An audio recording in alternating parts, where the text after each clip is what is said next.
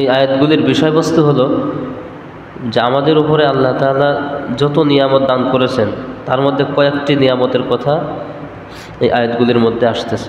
আউযু বিল্লাহি মিনাশ শাইতানির রাজীম, বিসমিল্লাহির রহমানির রহিম।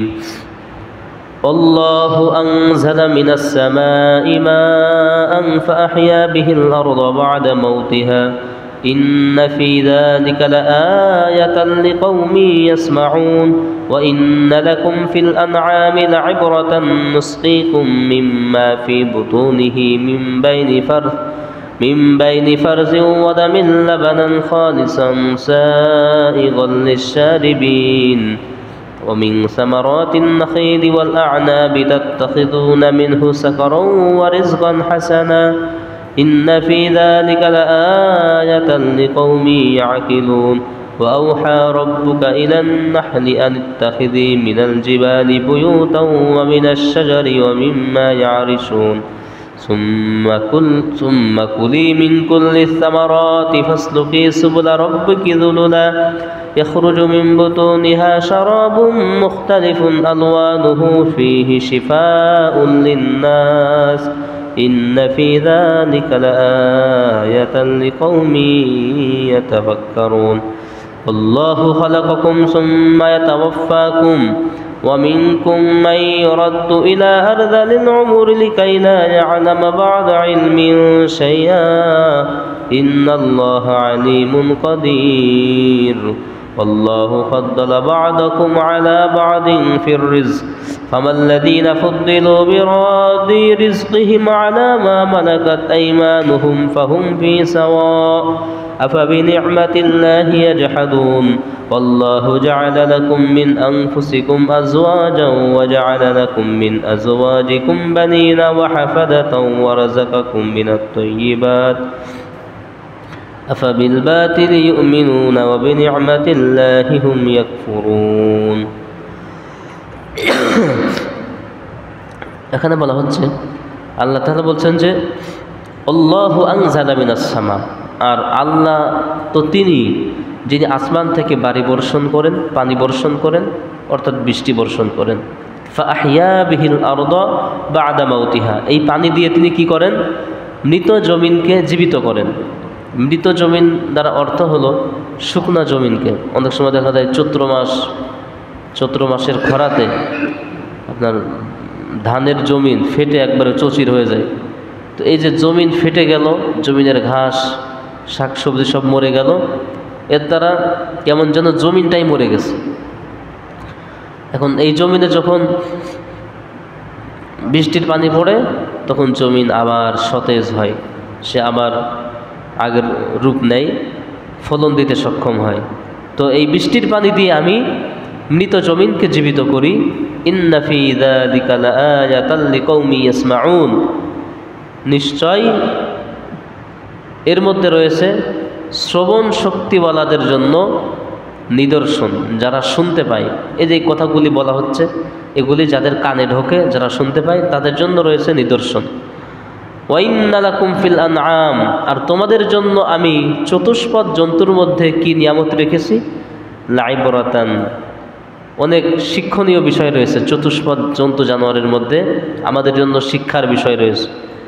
যেমন নুসকিকুম মিম্মা ফি বুতুনিহি, আমি তোমাদেরকে তাহার পেটের মধ্যে এমন বস্তু পান করাই, মিম বাইনি ফারসি ওয়াদামিল লাবানা, যেটা ছিল গোবর আর রক্তের মাঝখানে।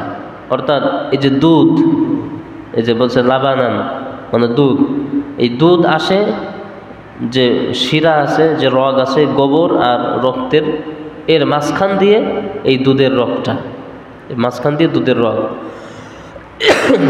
কিন্তু দুধে কোনো দিন গোবরের একটু গন্ধও পায় না, রক্তের কোনো গন্ধও নাই, কোনো রক্তের কোনো কালারও আসে না, একবারে ফ্রেশ ধবধবে সাদা। দুধের থেকে সাদা আর পৃথিবীতে দ্বিতীয় কোনো বস্তু নাই। তো এটা একই ছিল গরুর পেটে, আবার গোবর রক্ত এর মাঝখান দিয়ে আল্লাহ তাআলা দুধ বের করে আনতেছেন, কিন্তু দুধের মধ্যে সামান্য কোনো চুল নাই, গোবর নাই, এই যে ঘাস পাতা কত কিছু খাই, সেখানে কিছুই নাই, একবারে ফ্রেশ। বলা হচ্ছে খালিসান, একেবারে এটা ফ্রেশ লিশারিবিন সাইগল লিশারিবিন, আর পানকারীদের জন্য এটা খুবই সুস্বাদু। যারা পান করে, দুধ খেতে যারা বেশি পছন্দ করে, এদের কাছে তো খুবই ভালো। তাছাড়া সবার জন্যই দুধ উপকার। অমিন সামারাতিন নাখিল, আর তোমাদের জন্য আমি ফলমূলের মধ্যে কি নিয়ামত রেখেছি, যে আন-নাখিল মানে হচ্ছে খেজুর বাগানের থেকে রেখেছে খেজুর ফল। বিভিন্ন জাতের খেজুর আছে। খেজুর আমরা যা খাই, এই খেজুর খেয়ে কিন্তু আমরা খেজুরের স্বাদ বুঝি না, কারণ খেজুরের মধ্যে কিন্তু অনেক অনেক আপনার প্রকার রয়েছে। আমরা যা খাই একবারে থার্ড ক্লাস খেজুর, যেগুলা ওরা খায় না, ফেলাই দেয়, ওইগুলা সব আমাদের দেশে পাঠাই দেয় বিক্রি করে। আর যেগুলো ফার্স্ট ক্লাস খেজুর, এগুলো কিন্তু 1400 টাকা, 2000 টাকা, 2200 টাকা 1 কেজি। আর আমরা যা খাই 200 টাকা 1 কেজি। তা কোনো 200 টাকার কেজি আর কোনো 1800 টাকার কেজি এক হবে কোনো দিন? আকাশ পাতাল ডিফারেন্স। এই জন্য আমরা যে খেজুর খাই, ও স্বাদ কিছুই না আসল খেজুরের কাছে। আল্লাহ তাআলা বলছেন যে আমি তোমাদের জন্য খেজুরের মধ্যে এরকম নিয়ামত রেখেছি, স্বাদ রেখেছি। ওয়াল আনাব, এবং আঙুর, আঙুর তোমাদের জন্য আমি তৈরি করেছি। তাত্তাখিযুনা মিনহু সাকারা, এই খেজুর আর আঙুর থেকে তোমরা মদ তৈরি করো। মানে সেই সময়ও কিন্তু মদ হালাল ছিল। এই সাকার দ্বারা আবার আর একটা জিনিস উদ্দেশ্য, সেটা হলো নাবিজ।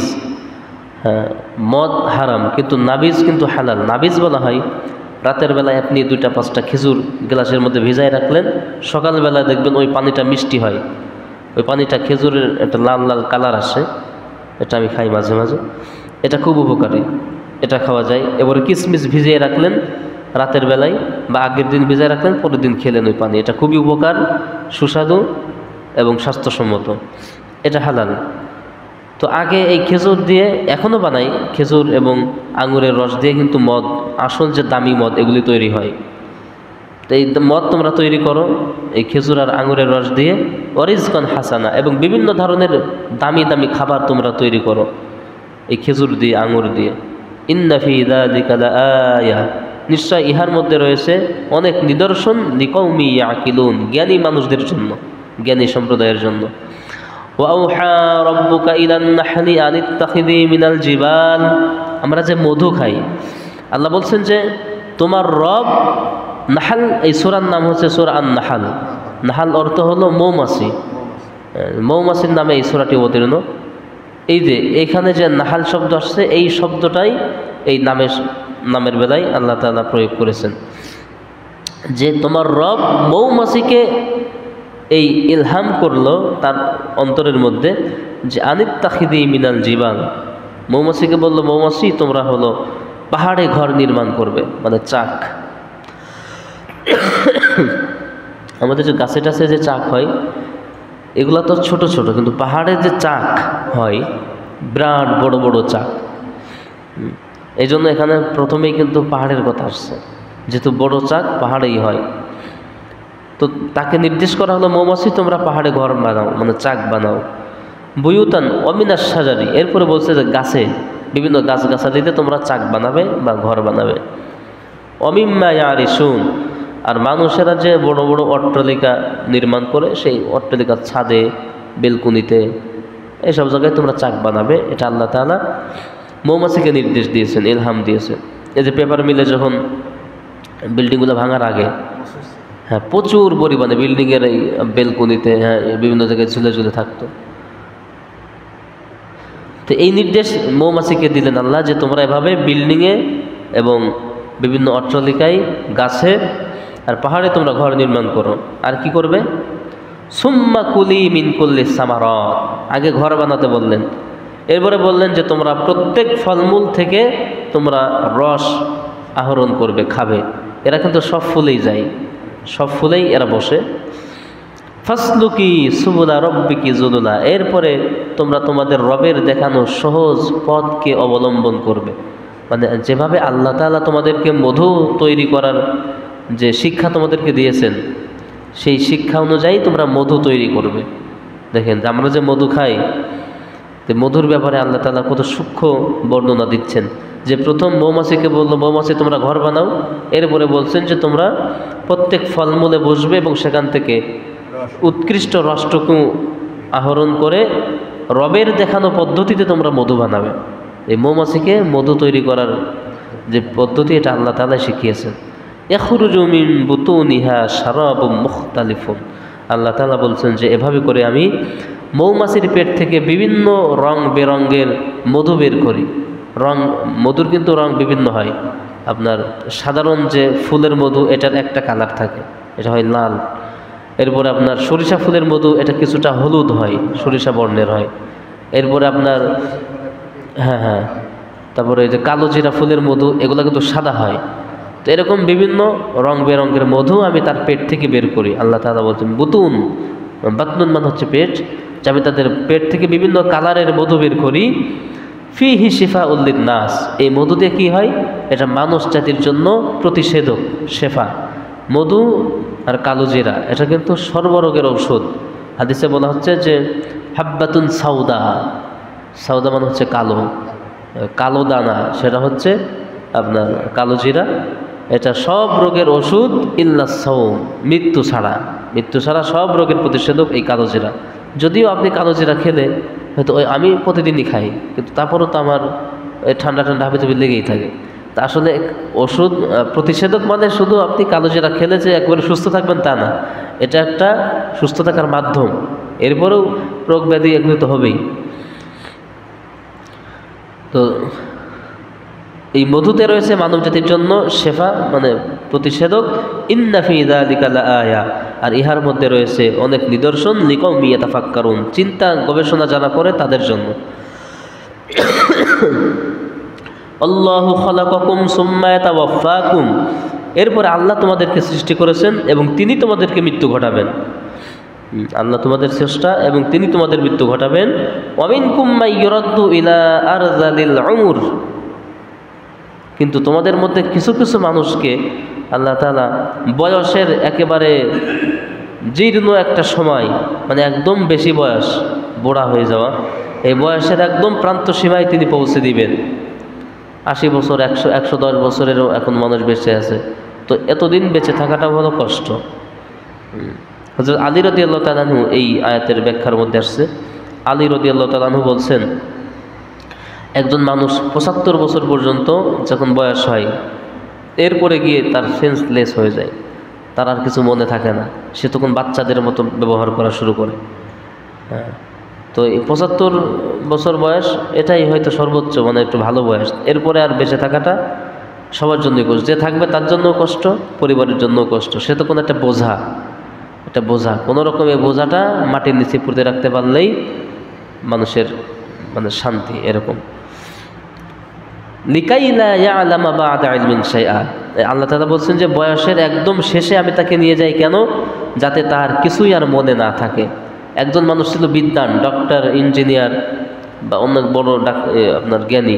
এই ব্যক্তি যখন 75 বছর বয়স পার হবে, 80, 85, 90, তখন আর কিছুই মনে থাকবে না। কি আর ডাক্তারি আর কিসের কি, সে তখন একদম বাচ্চাদের মতো হয়ে যাবে, তার কিছুই মনে থাকে না। আল্লাহ বলছেন নিজে যে লা ইয়ালামা বা'দা ইলমিন শাইআ, এরপরে তার আর কোনো জ্ঞান বাকি থাকে না। 80 পর্যন্ত থাকলেও 90 যায় নাই, 90 পর্যন্ত থাকলেও 100 বছর পার হলে তার জ্ঞান থাকবে না, মানে শেষ সময় তার জ্ঞান থাকবে না। ইন্নাল্লাহা আলিমুন কদির, আল্লাহ তাআলা সর্বশক্তিমান এবং মহাজ্ঞানী। আল্লাহু ফাদ্দালা বা'দাকুম আলা বা'দিন ফির রিজক, আল্লাহ তাআলা তোমাদের কতকের উপরে রিজিকের ব্যাপারে শ্রেষ্ঠত্ব দিয়েছেন। রিজিকের ব্যাপারে শ্রেষ্ঠত্ব মানে আমিও মানুষ, আপনিও মানুষ, কিন্তু আমি আপনার বাড়ির কাজ করি, তাহলে আমার রিজিকের ব্যবস্থা কি হইল, আপনার বাড়ি থেকে আসলো। আমিও মানুষ, আপনিও মানুষ, আমি আপনার দোকানে কাজ করি, তাহলে আমার রিজিকের ব্যবস্থা আপনার দোকান থেকে বা আপনার থেকে আসলো। এটাই আল্লাহ তাআলা বলছেন যে আমি কতকের উপরে রিজিকের ব্যাপারে শ্রেষ্ঠত্ব দিয়েছি। ফামাল্লাযীনা ফুদ্দিলু বিরাদি রিজকিহিম, কিন্তু ওই সমস্ত লোক যাদেরকে আমি রিজিকের ব্যাপারে শ্রেষ্ঠত্ব দিয়েছি, এরা তাদেরকে আপনার রিজিক ওই পরিমাণ দেয় না, আলা মা মালাকাত আইমানুহুম ফাহুম ফি সাওয়া, যাতে করে তারা তার সমান হয়ে যায়। অর্থাৎ আপনি যাকাত দিলেন বা কাউকে দান করলেন, দিচ্ছেন সামান্য, আপনার আছে 1 কোটি টাকা, আপনি একজনকে দিচ্ছেন 500 টাকা, আপনি তাকে চাইলে 5 লাখ দিতে পারতেন, কিন্তু দিচ্ছেন না কেন, যে ও যদি আমার মতো বড় লোক হয়ে যায়, ও তো আমার সমান হয়ে যাবে। আজকেও আমার বাড়ি কাজ করছে, ওকে যদি আমি বাড়ি গাড়ি করেই দিই, তো 2 দিন পরে তো আমার বাড়ি কাজও করবে না, বরঞ্চ ওর বাড়ি আরও মানুষ এসে কাজ করবে, তখন ও আমার সমান হয়ে যাবে। দেখেন আল্লাহ তাআলা মানুষের ব্যাপারে কত স্পষ্ট করে বলছেন যে ফাহুম ফি সাওয়া, কেন দেয় না? এই ভয়ে যে সে আমার সমান হয়ে যাবে।